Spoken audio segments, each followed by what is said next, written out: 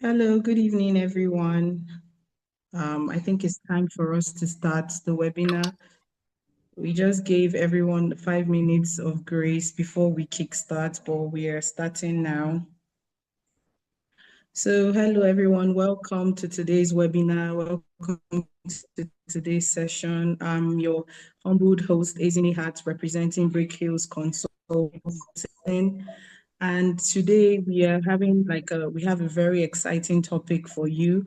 Today's topic is on money, movement, and metrics. This is under winning with finance and supply chain in a digital world.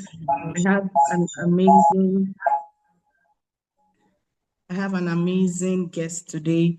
She's a financial expert that will be taking us on this.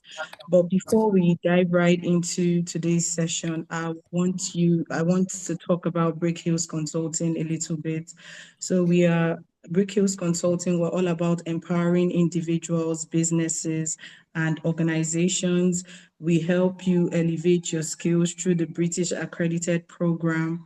We have various type of courses that you can key into, from business to management to IT to project management courses to data analysis courses, accounting and finance, and AI courses that's under the IT courses.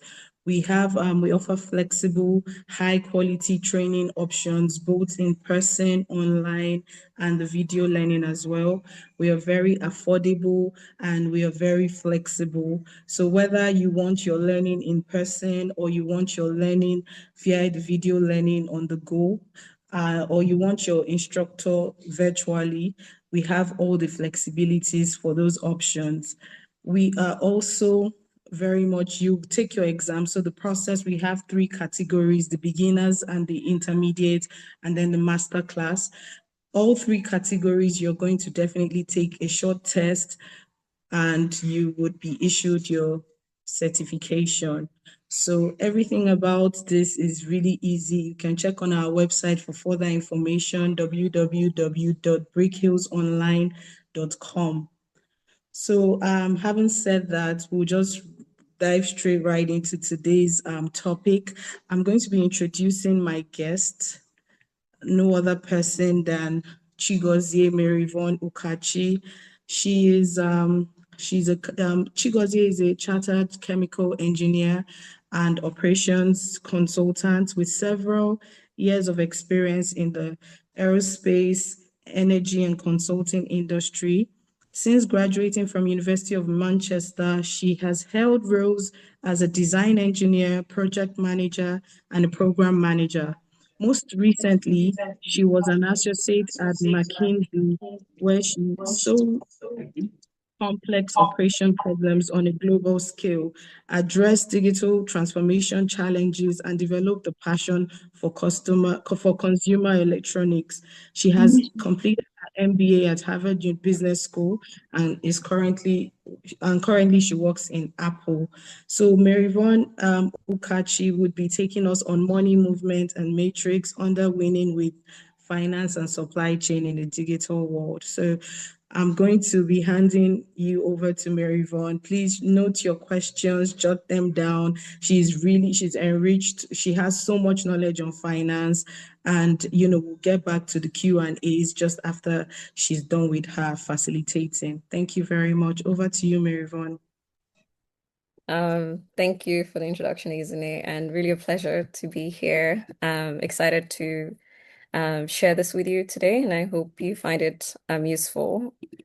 So let me just quickly share my screen. I think as Izune introduced, we'll be talking about a very interesting and exciting topic.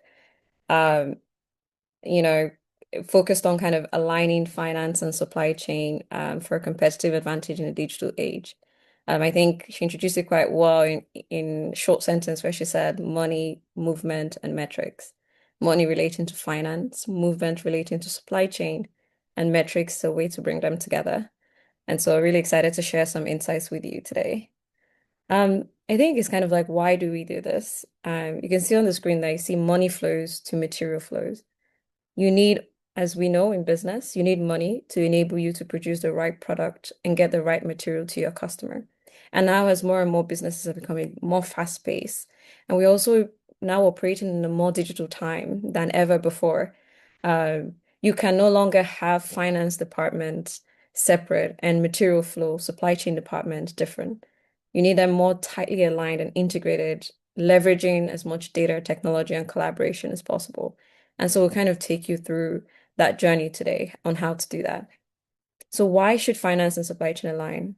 Typically, finance, which is our money flow, how we get money into the business, how we use money, how money leaves the business, tends to focus on, oh, we need to, have budgets, we need to cost control, profitability, cash flow, exceptionally important things. And it's also focusing on reporting, okay, this is how our cost has declined over time. Compliance, are we reporting in the right way? Risk management, are we aligning our money to the right things? So that's what typically finance is focused on. Supply chain, however, which is material here, is typically focused on how we get our material and deliver it to our customer. So whether that is from the procurement of raw materials, actually converting those raw materials into useful product, which is production, logistics, which is taking those finished products. It could be via air, shipment, depending on your logistic approach, through to your customer. And then inventory, where do we store the material so that we make sure that we have enough supply to meet our customer demand? Some of the things that supply chain focuses on and is measured on are things like on-time delivery. Did I ship my product to my customer when I said I would? Service level, on-time delivery is one part of service level, another is like fill rate. And then like supplier performance as well is like, how are my suppliers performing? Do they send me good materials that I'm using to convert into finished good product? So supply chain is really concerned about the material flow. So when they're not aligned, we have a lot of issues, right? When they're not aligned, what you start to see is that because supply chain is all about material, how do we get our products to the customer? You start to see that they want to keep more in inventory. What does that mean? It means that in your warehouse, they want to keep more, like, let's say, I don't know, they make laptops. They want to keep more laptops in the box, in the warehouse, so that if you, a customer, say, I need a laptop today, they can ship it to you immediately. But what that does is that is cash being stored in a warehouse. What finance wants is to reduce inventory. They don't want you to keep laptops in the warehouse because you're not sure whether your customer will order today or will order next year. And so what they want to do is tell you, you need to reduce the inventory in your warehouse so that we have more cash to use for other things. So because if they're not aligned, what happens is that, finance pushes for more aggressive cost cut measures, while supply chain pushes for, oh, I need more, inventory, I need more capacity, I need more suppliers. And what happens is if these decisions are made in silo, so a finance team is somewhere in their own office making a decision, and then a supply chain person is somewhere else making a decision, what that leads to is stock out and lost sales. Maybe your customer wants, the latest laptop, but you don't have it in inventory. And so you tell them, oh, it's going to take you 3 to 4 weeks. And then instead they go buy from a competitor. What also happens is that you can have excess obsolete inventory. Let's say you say, oh, I must have this product in inventory because my customer needs it, but you misinterpreted your demand. So your customer doesn't actually need it. And instead, it sat there for like years instead. So that's kind of excess inventory. And what then that results into is poor cash flow because the money you could have been using in either investing in the stock market, reinvesting in other areas of your business, you're no longer using it for that. So that's why it's a really big problem in businesses if finance and supply chain are not aligned. So what does alignment truly mean? So we've put a few bullet points there. Alignment is not just, we talked about it today, so that's alignment. A lot of people in organizations mistake just busy work for real work. Alignment is not just having meetings. Is well, how effective are those get together? So one is like, what are your shared goals? You want both teams to have similar metrics. If I'm being assessed on something and, let's say I'm a finance expert being assessed on, you know, cost, and then you have a supply chain expert who's been assessed on, how well the customer is satisfied, we're always going to be misaligned. But if we're both aligned that both of us feel that customer satisfaction is top priority, and whilst also cost is top priority for both of us, We will be thinking more strategically how to meet both goals. So shared goals and KPIs are such critical things for alignment. Another thing is shared data and visibility. You want both your finance team and your supply chain team to be able to see your numbers in real time. If your finance team see the demand, they may be more convinced that, okay, I see why we need more inventory levels because we need to be able to meet this demand. But if they don't have visibility of the demand and you come as a supply chain person saying, oh, I need to have more inventory, there's likely to be a misalignment. They may not buy the fact that you need more inventory. Other things you could do is like supplier performance. So if you need, to bring in new suppliers because one supplier is misbehaving, if it's on a dashboard, everybody can see. And then the third thing is you want to make very connected decisions. If a supply chain person is making decisions, and supply chain decisions are typically how much do I order from a supplier, who do I source it from, they need to also have a very finance hat on. They have to consider what is the cash impact to this? What is my margin impact? What is my risk exposure? They should not just think only in terms of supply chain. And similarly, when you have a finance person making decisions, and a lot of their kind of goals are like cost cutting, capex, they need to think about things like service impact. How is my cost cutting going to affect the customer? How is my cost cutting going to have supply risk? So if I cut off this cost and we don't have inventory, am I going to generate revenue? And ultimately, if you don't generate money for the customer, both the supply chain and the finance people will be out of business. So this is important for supply chain to have a finance hat as well as a finance person to have a supply chain hat. In all of this, there is a very, very strong role of like digital tools. We're leaning more and more into the digital era, and those who are very strong with digital tools are the people who move the quickest. You know, so what does that mean? It means that you can have systems, like really strong systems. So you have like ERP systems. This is enterprise resource planning systems. These are systems that can link different data together. It's kind of like the brain, the control room of an organization. You'll be able to get your inventory information, your product information, your finance information. You want to use like supply chain planning tools, things that allow you to see, forecast your demand correctly, understand your production planning, optimize inventory, be able to allow you to balance like the amount of inventory and the cash that you have. The third thing is like business intelligence analytics. These are like your dashboard, things like Power BI. They show you both your financial and your operational metrics. And then you always want to be leveraging AI and advanced analytics. AI now is the craze of today, but a lot of like really smart companies have been using this for a while to be able to do scenario analysis. What if my demand goes up? Would I have enough supply? Or what if it plummets down? What does that mean? So data and digital tools are very critical in making sure you have a very integrated system that both finance experts and supply chain experts can use. So how do these tools help? What they do is that they turn raw transaction into insights. So if you procure something from a supplier and the goods come into your warehouse, you log it into your data system. Your system can aggregate, of course, the data over time, and then you can look at how you're trending. Am I cost increasing? What is my service level over time? So what they help do is show the financial impact of operational choices. They also help you do simulations. As I mentioned, like what if your demand drops? What if your supply lead time occurs? So having the right tool that is used by the right people, which is your supply chain and finance experts, is very critical. So key areas where, these alignments kind of creates competitive advantage. One is an area of like demand forecasting and sales planning. If you're not aligned, what happens is like your sales team goes out there.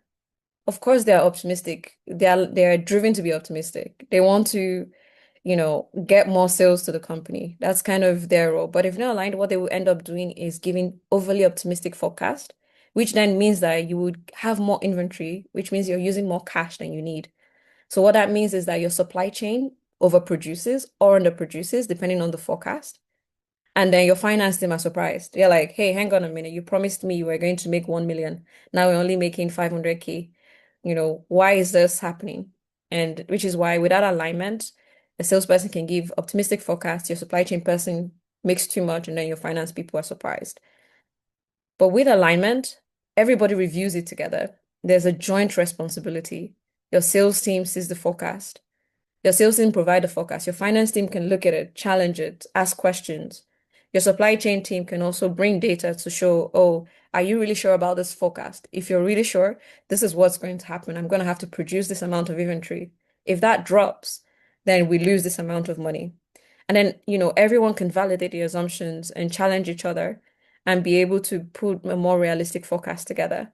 And so what happens is, if even in a scenario where things don't go well, because everybody is aligned, it creates less friction in the organization. So what that results in generally is like better forecast accuracy, lower inventory risk, and then a predictable cash flow, which means all teams are aligned. Another area is in inventory and working capital management. So inventory is both an operational asset, which means that you need it for service. What does that mean? You need it to be able to deliver something to your customer. As I mentioned, inventory is what you store like in your, warehouse to meet your customer demand. But it's also a financial, lockup as well, because that is cash in your warehouse being tied there, where, that cash could be doing something else. Maybe you're investing in a new area of business. So, which is why a more aligned approach is you're using data to understand which of your products are your fast-moving products versus your slow-moving products, and which one are your high margins versus your low margins. You want to know your fast-moving products because those are the ones you probably stock in inventory because you know they won't be tied up too much because you know you'll be using them to generate cash quickly because they fast move. Your customer is buying it every day, every other day, whatever the criteria you put for your organization. And then for your slow moving one, you don't keep it in inventory. What you do instead is you do what we call like a make to order. Whenever your customer orders it, you start the process of making the product rather than keeping it in inventory.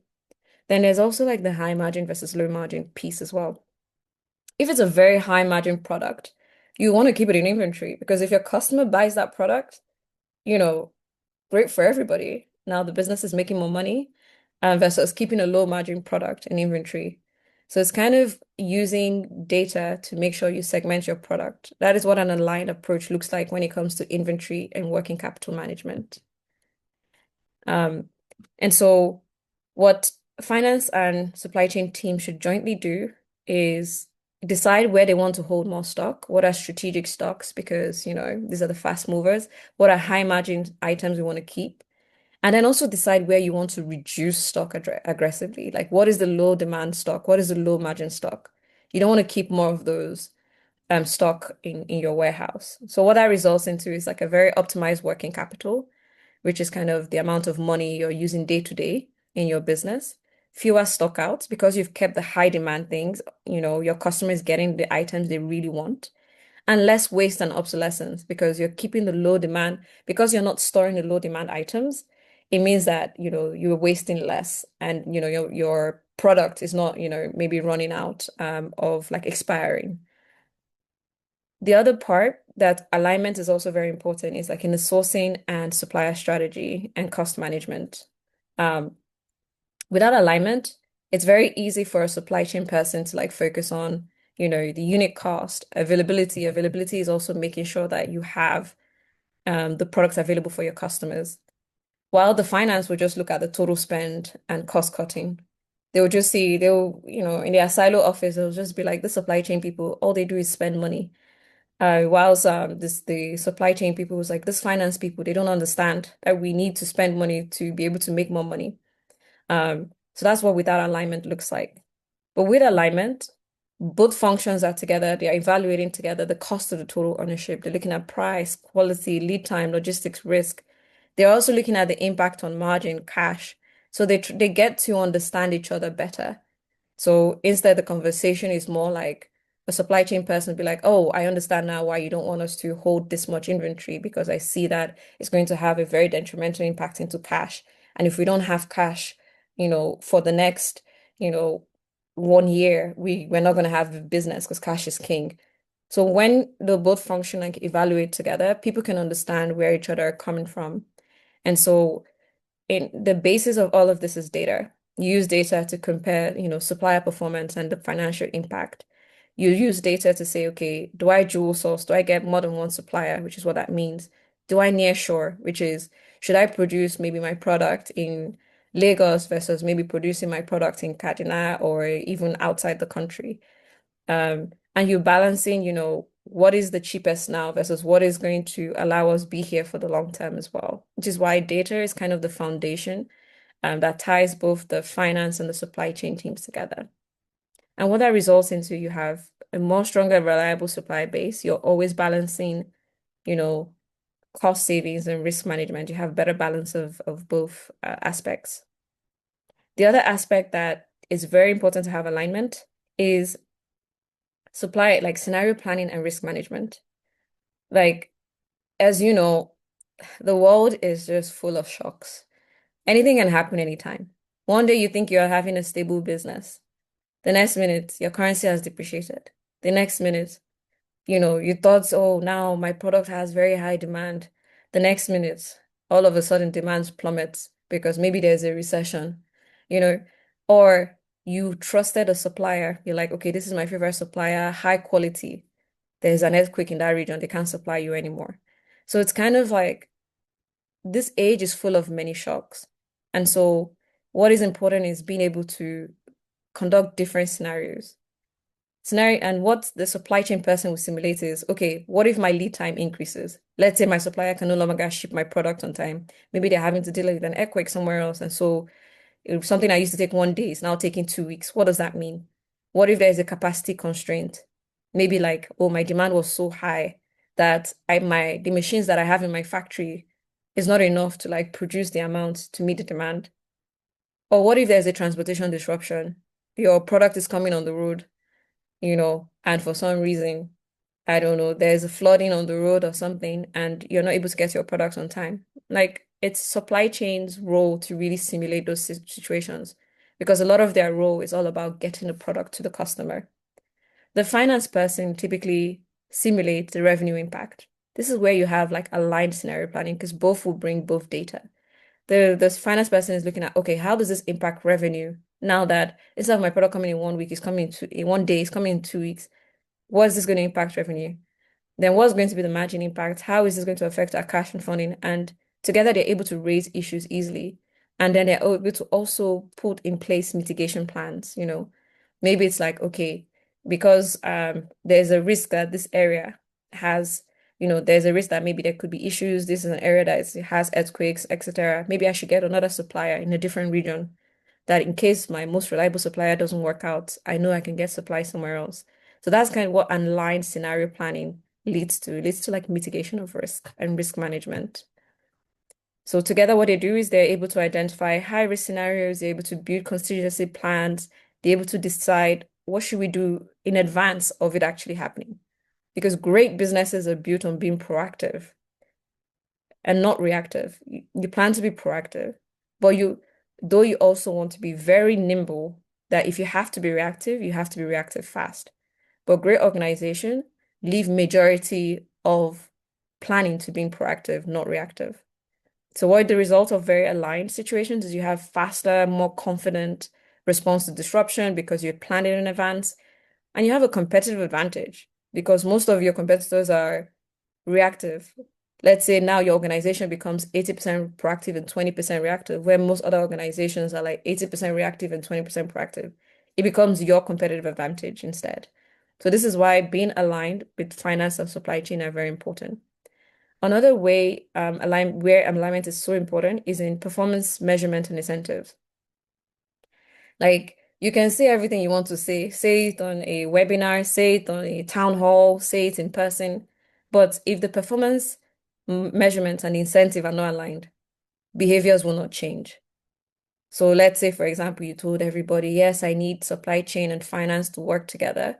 Yet you make your supply chain person being measured on only cost reduction, and or rather your finance person being only measured on cost reduction, and your supply chain person measured only on service level. They have very conflicting metrics.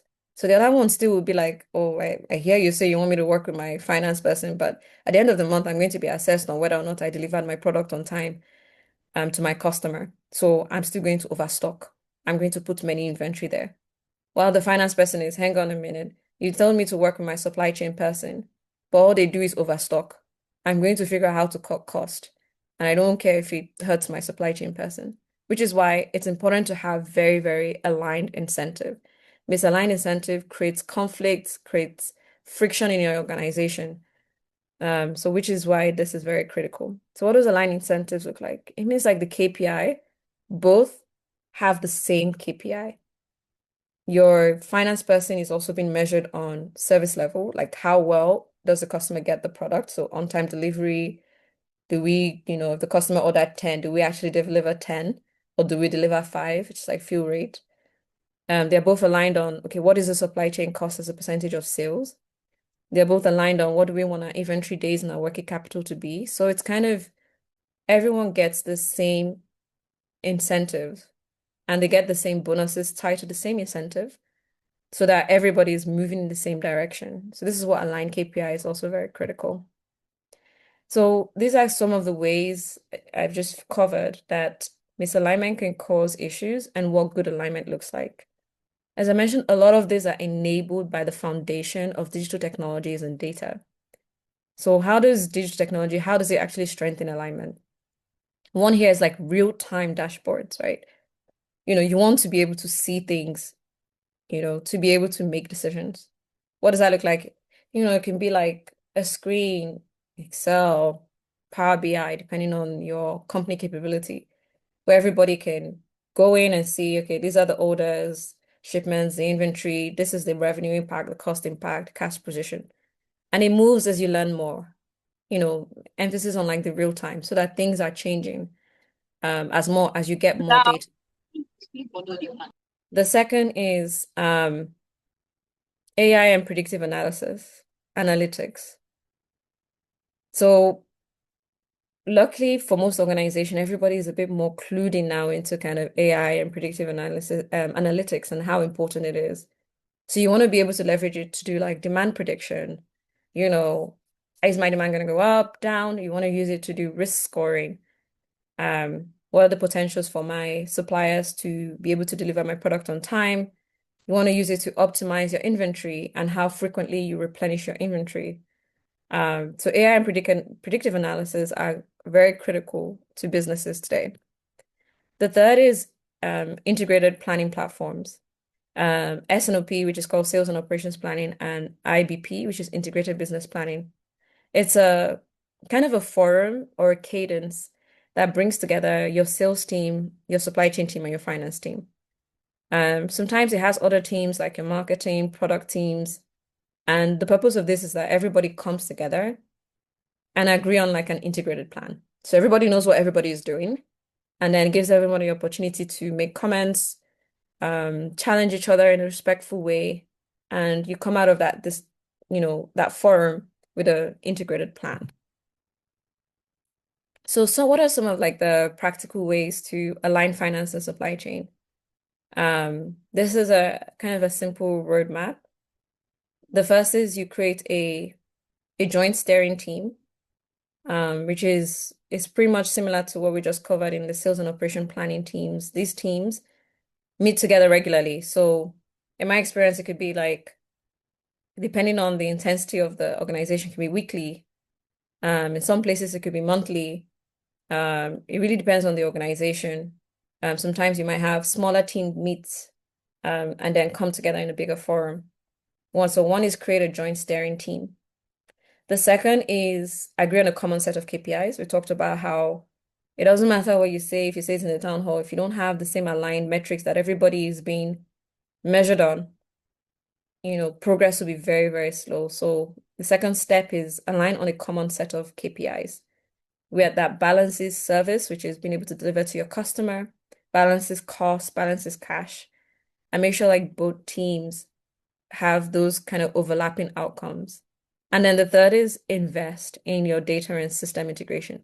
A lot of investing in data is actually quite a painful experience for a lot of organizations because when you go from being very manually driven to maybe doing like a whole ERP, implementation, sometimes it can be a 1 to 2 year transformation depending on the organization because it takes a lot to find your data, clean your data, start to integrate your data. But for most organization, it's worth the investment. it's worth the time, the effort to shift from manual, repetitive, high mistake situations to a data integrated situation where everyone understands um, the key data that has been measured, everybody can see it, and everyone is also free to contribute to it. So I think the third step is into investing in data and system integration. The fourth Sorry, is Chigozie, sorry to cut you short. I think your slide isn't moving. We can't see the slide. It's still static on the first page. for real. Yes, yes, it's been on the same page. Okay, that's interesting.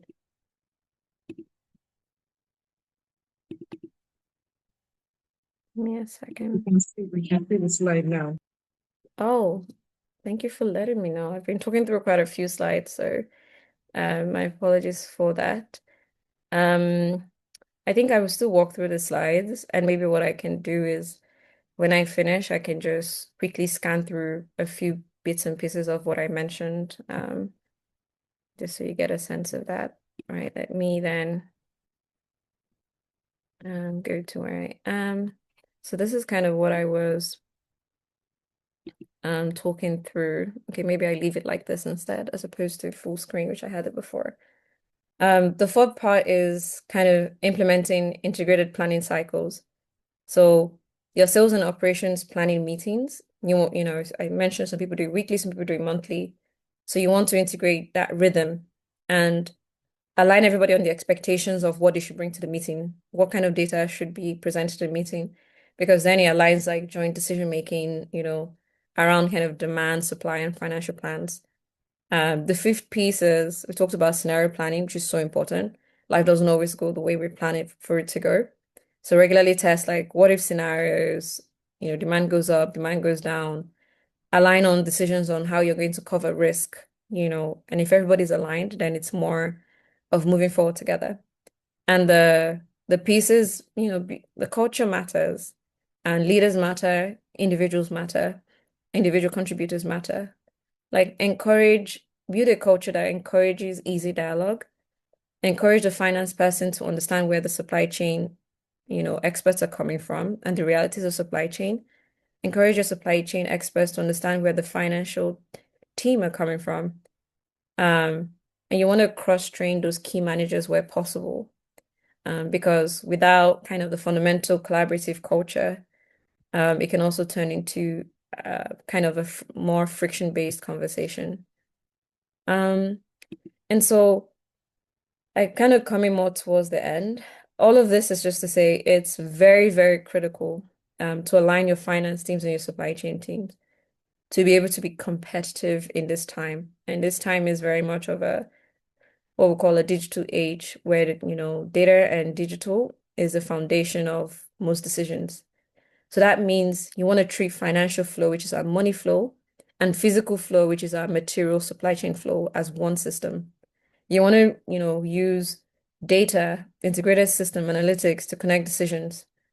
And you want to make sure that you're sharing goals, the two teams, your finance team and your supply chain teams, have shared goals, KPIs, and planning cycle.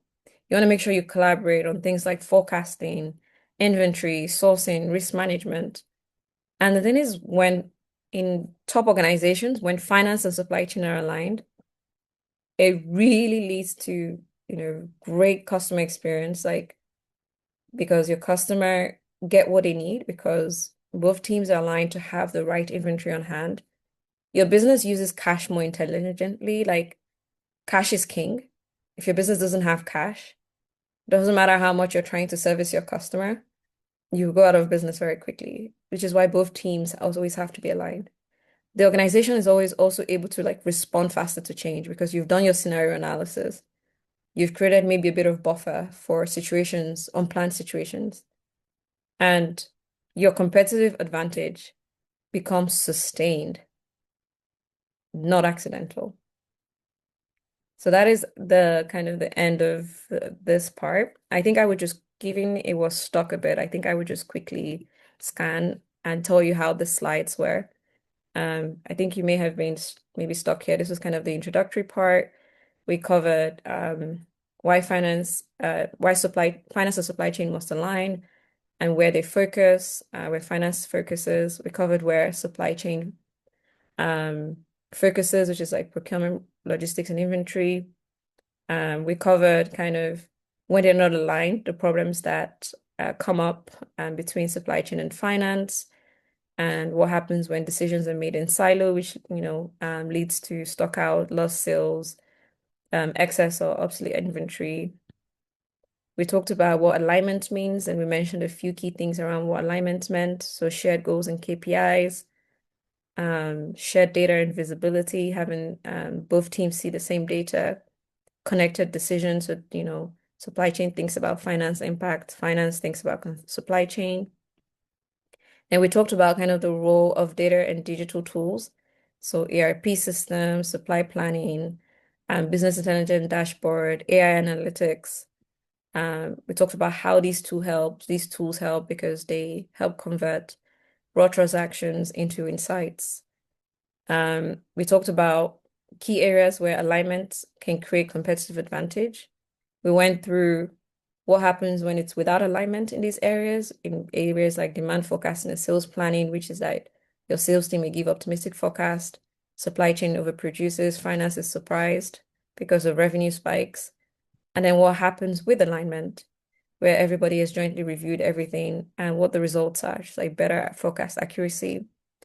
We talked about inventory management and working capital, that your inventory is both an operational asset because you need it to deliver to your customers, but it also locks up cash. We talked about what an aligned approach would look like, which is that you want to be able to segment your fast-moving products so that you keep those ones in inventory and your high-margin ones in inventory. We talked about what that would result into, which is like you have a better optimized working capital. You have fewer stock out on critical items. You have less waste. Um, we talked about the impact on sourcing, supplier strategy, and cost management, what happens without alignment, which means that the supply chain is only focused on making sure products are available and unit cost, whilst your finance team are only looking at your total spend and cost cutting. And what alignment would look like, which means like both functions are evaluating the same data together, total cost of ownership, quality, lead time, logistics risk, and then using the data to like compare performance and make decisions such as dual sourcing. And we talked about what those results are, which is kind of like a stronger, more reliable supply chain, supplier base. And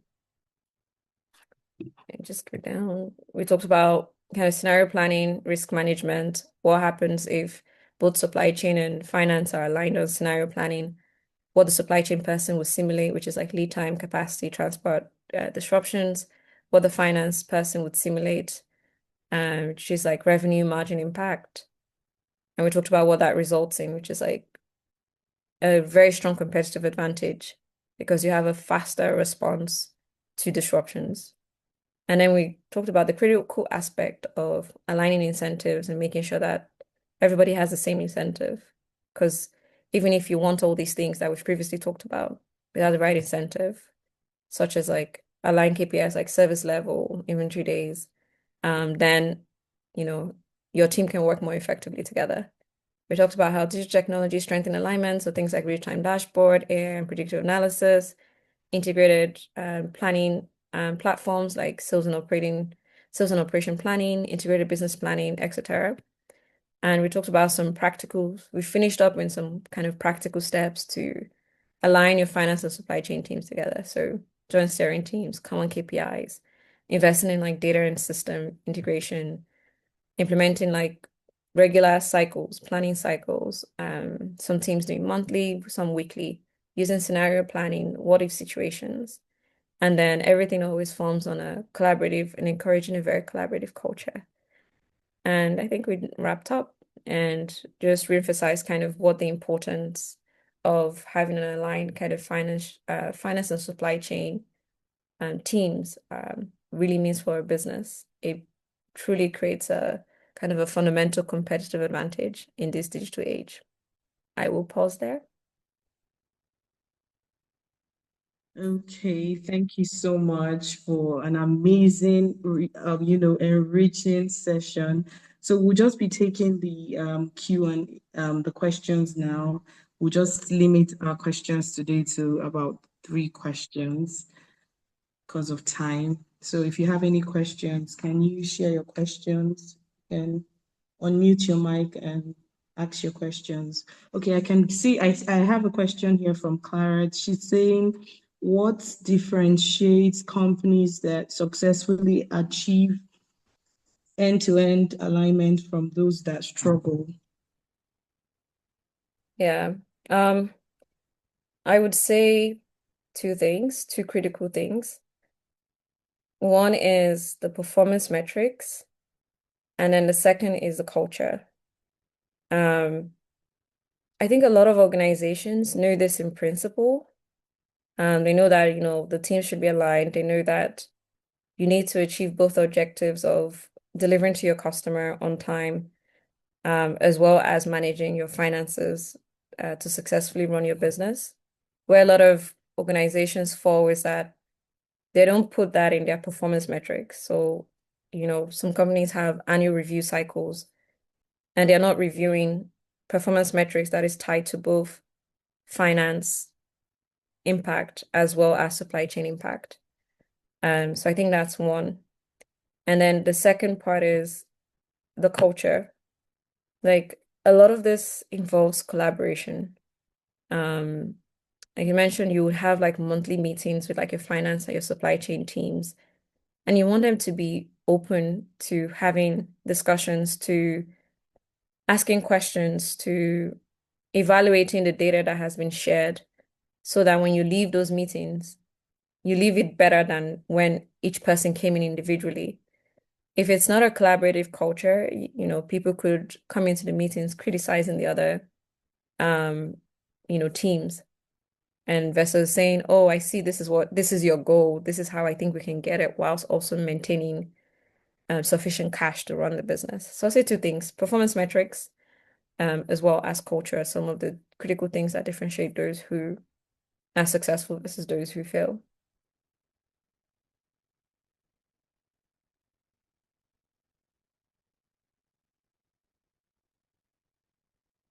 So do we have any other questions? You can raise your hand. So, okay, I think another question from Bright. Okay, no questions from my end. It was an insightful learning. Thank you very much, Bright. It was such an insightful learning from Chigozie.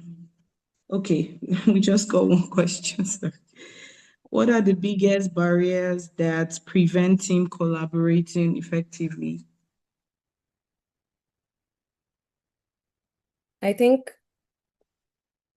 it's definitely tied, sadly, to one of the previous answers. I would say it's definitely been okay, I will reiterate what I've said before, maybe a new one, which is maybe more of a softer one and often less seen. The one I said before was metrics. If I'm being assessed on something different from what your team is being assessed on. So if I'm a finance person, I'm being assessed on cutting cost. And then you're a supply chain person being assessed on how well did you deliver to your customer. We're kind of fundamentally have different objectives, which means that when you come with your great idea of, hey, I want to keep more inventory, I'm just going to look, as a finance person, I'm going to look at you and go, hang on a minute. Why would you want to do that? We're going to, you're going to increase our cash usage. You could potentially increase cost. Um, and so I think that's one of the kind of the biggest reasons. And then the second piece is not providing the environment to just easily communicate. And sometimes it can just be like, sometimes this is slightly tricky, which is like, okay, if people are like located close to each other, they can just walk over and maybe chat. Okay, I'm thinking about this. In the absence of sometimes like physical locations and being able to just, walk over and talk to someone, human to human, then it's also the absence of data, which is like one of the fundamental piece of what we mentioned. Because I can't see the why, which a lot of times is very much linked to data. So if A supply chain can easily say, look, if I meet my customer demand, revenues are going to go up. I know you're trying to cut costs, but you also have a revenue metrics. Revenues that will go up, which means we can reinvest more of that money into the business. And so the lack of visibility of data as well, like makes it difficult for people to communicate um why they are doing what they're doing. So I would say, the metrics, sometimes physical location, and fundamentally data.